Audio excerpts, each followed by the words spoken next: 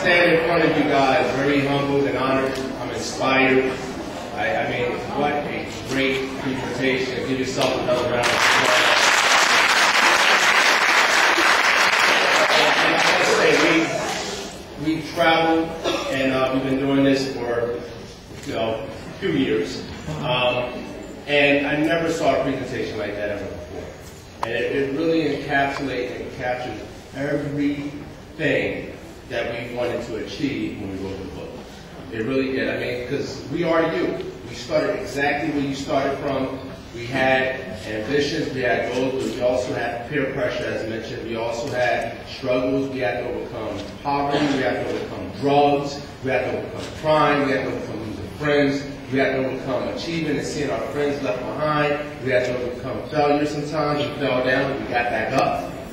So you got to understand, this is life. But if we can do it, you can do it as well. And when I saw today, this is just the beginning.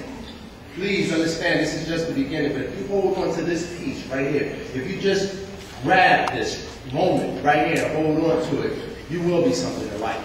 Because half of life is just showing up. Part of life and part of success is just showing up. Just showing up. Just coming to school every single day. Just being accountable for it. Just being present every single day will get you to where you need to be. Stay away from drugs.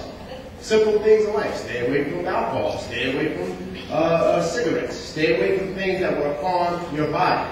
But understand that you can become something in life. Yeah, peer pressure does exist. And those words do hurt. They cut deep when somebody call you a name or tell you you're not good enough. And sometimes you believe in that. But you have to destroy those misconceptions because we came from neighborhoods where it wasn't cool to go to school. It wasn't cool to be successful. If you sold drugs, or if you beat somebody up, or if you went to jail, you were embraced and welcome home, and you came home from jail, and like almost like if you graduated from college. You got to understand that in this culture that exists in some of our communities, we have to destroy it. We start by living it, by walking it, and by doing it every single day. If you grab onto that and realize that, then you can go far. The fact that the 9th graders mentioned the 6th graders, it's a huge win for both parties. The 6th graders get to see what high school is like. The 9th graders get to feel how it is to give back and the tremendous reward you get with that. And we get to now come together as each individual and form these teams and form these packs and see how far that goes. To the teachers at ITT, and Ray for putting this all together, we thank you guys for some round of applause because we are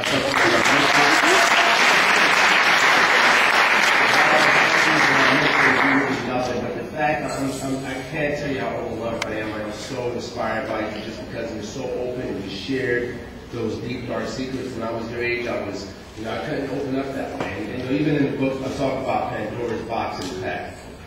And the reason why I talk about Pandora's box is because I had so much drugs in my home and in my neighborhood. I had fighting in my home, in my neighborhood.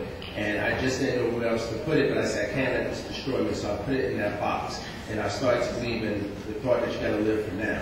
You can't continue to look in that rearview mirror of yours and talk about how bad you have it and how tough everything's against you, because it's always going to be that in some form or another. But you got to keep pushing forward. You can't give up. You have to keep marching forward and stand strong and realize that these obstacles that you're facing are only temporary.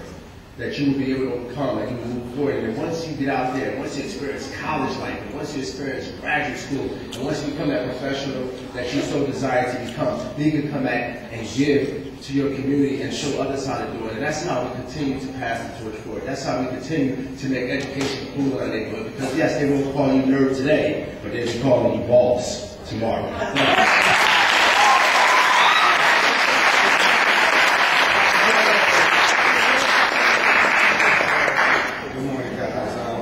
I'm really going to just reiterate a lot of what Dr. Davis just mentioned. I'm extremely overwhelmed as well. It was almost difficult to kind of find words for the feeling, but I think what you guys kind of accomplished today is you made us feel successful. And I say that because our goal was to get you guys to read this book and get you to discussing and talking and thinking about the things that your parents and your teachers are talking about anyway, and to get you excited about it and to get you enthusiastic about school and to put that premium on it that it deserves because it will change your quality of life if you really focus on school. And it seems like we were able to kind of accomplish that along with the teachers, the wonderful teachers that you guys have as well. It's really overwhelming to see you guys really getting busy with our books up there. I mean, it was amazing. You guys are just reading it and taking it as a chore or as an assignment. You guys are really sort of finding ways to incorporate a lot of the principles that we wanted to inject into your lives. You guys are actually willingly accepting it, and we hope it serves you well. That was our goal. We wanted to kind of drop some breadcrumbs after we bumped our head trying to get to our degrees. When we got those degrees, we realized that our path didn't necessarily have to be as hard as it was if we had mentors that would turn around and show us and light up the way for us. And that's what we wanted to do for you guys.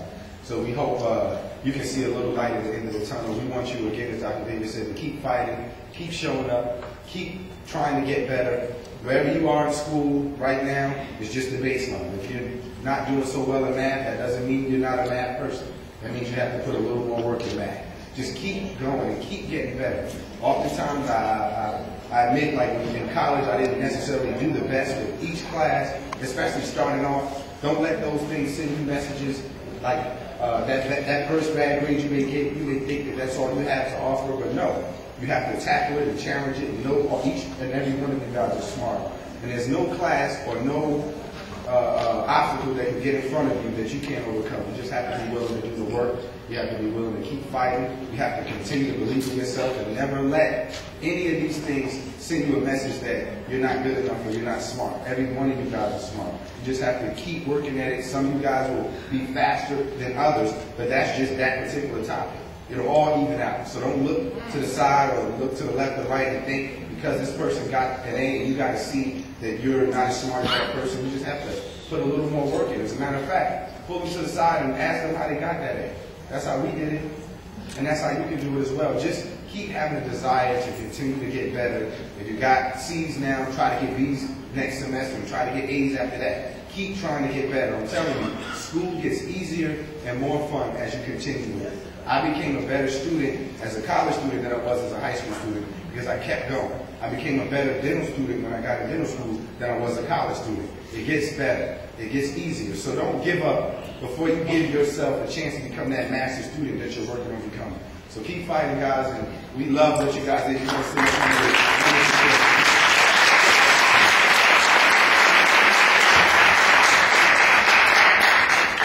Just sitting there just made me like very, very emotional. I'm looking at the video, looking at the posters, listening to the poems and the letters. It made me very, very emotional to the point where I don't even tweet, but I was on my phone tweeting about this event here. We travel the world a lot. A lot of people ask us, how are we seeing patients in the office and running back and forth? Where do we get the energy from? And this is exactly where we get the energy from you guys. If we get so inspired to continue on, and this might give me another 10 years of doing this, because you guys just made us feel so good. And I just wanted to get up here to thank you guys, because it really does let us know that what we're doing, it's important. And people are seeing the difference. And we shared our lives so that it might help you. And you know, I'm sitting here trying to figure out a way, because, you know, I'm not as computer savvy as I want to be, but we've been deciding to start filming a lot of this stuff because we travel around the world and we see this kind of stuff, and it's like, you know, I almost feel selfish, like we're the only ones that's getting the benefit because we're sitting here and seeing this kind of stuff everywhere we go, and I'm like, wow, I wish everybody got the experience that we get every time we go somewhere to talk, because people are really taken by the things that we've gone through in our story and our emotions. And so, you know, I told myself today, from your inspiration, that I'm going to commit to getting out there and putting stuff on YouTube and our websites and our Facebook site and all that stuff, because I think it's important to share. And I just want to say one thing about just in general, and we'll probably talk more about it with the question and answer, but just